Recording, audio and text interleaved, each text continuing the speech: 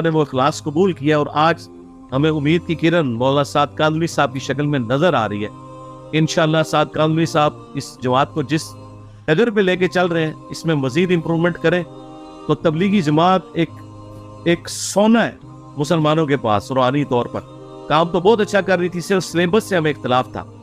Slogan بہت اچھا ہے کہ اللہ تعالیٰ کے احکامات کو نبی اسلام کے طریقوں میں پورا کرنا ہے. تو بھائی اللہ تعالیٰ کے احکامات قرآن میں لکھے ہوئے ہیں, نبی اسلام کے طریقے بخاری مسلم میں لکھے ہوئے ہیں, یا ساری مین اسٹریم کی کتابوں کے نوٹس مشکات المصابیح میں جو ایگریڈ اپان ہے تمام اہل سنت کے ہاں, چاہے وہ حنفی ہو, شافعی ہو, مالکی ہو, حنبلی ہو, یا بریلوی دیوبندی اہل حدیث ہو, تو اب انہیں چاہیے یہ جو سلوگن ہے اسی سلوگن کے اوپر عمل کریں.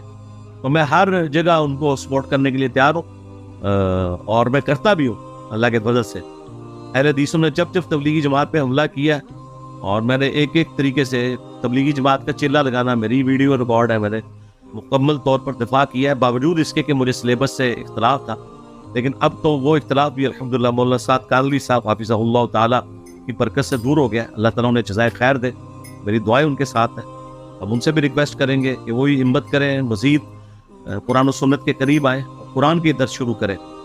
قرآن ہی نبی علیہ السلام کا وصی ہے, قرآن ہی نبی علیہ السلام کا خلیفہ ہے, اور قرآن کے ساتھ ہی جڑے رہنے کی نبی علیہ السلام نے تلقین کی حجۃ الوداع کے موقع پر, غدیر خون کے موقع کے اوپر, ہر موقع پر.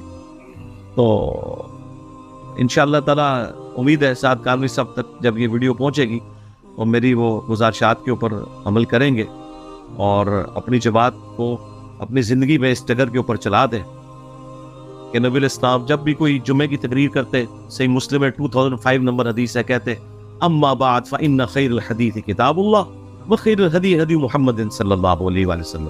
آگاہ ہو جاؤ, سب سے بہترین کلام اللہ کی کتاب ہے اور بہترین راستہ محمد صلی اللہ علیہ وآلہ وسلم کا ہے, ہدایت یافتہ راستہ. اسی طریقے سے بخاری مسلم دونوں میں حدیث ہے, عبداللہ ابن ابی اوفا سے کسی نے پوچھا کہ کیا نبی الاسلام نے کسی کو اپنا وصی بنایا تھا؟ ان کا کسی کو وصی نہیں بنایا, البتہ آپ نے ہمیں قرآن کے مطابق چلتے رہنے کی وصیت کی. اسی طریقے سے غدیر خون کے موقع پر 6225 سے 6228 نمبر تک حدیث ہے مسلم شریف کے اندر, نبی الاسلام نے کہا اپنے بعد دو بھاری چیزیں چھوڑ کے جا رہا ہوں. پہلی چیز اللہ کی کتاب ہے, اس میں ہدایت ہے, اس میں نور ہے, تم اللہ کی کتاب کو پکڑو, اپنا تعلق اس کے ساتھ مضبوط کرو. اللہ کی کتاب اللہ کی رسی ہے, جو اسے پکڑے گا ہدایت پہ ہوگا, جو چھوڑ دے گا گمراہ ہو جائے گا.